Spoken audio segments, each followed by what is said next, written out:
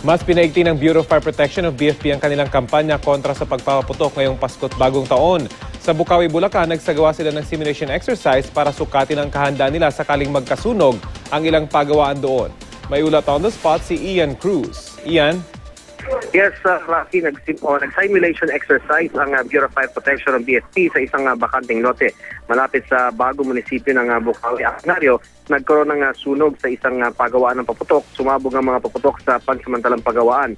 Nilamon din ng apoy ang kunwari pabrika ng nasabing paputok at dahil sa insidente, ilang empleyado rin ang kunwari sugatan sa insidente. Agad rumisponde naman ang mga bumbero para apulahin ang sunog. Iniligtas at nilapatan ng first aid ang mga sugatan.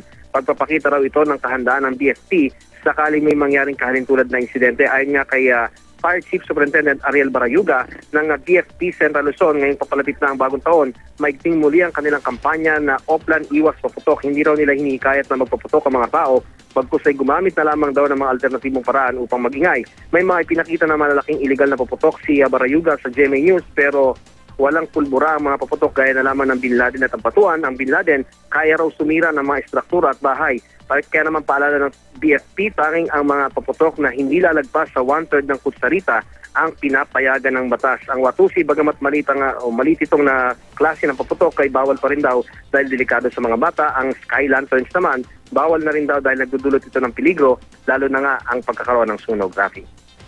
Maraming salamat, Ian Cruz.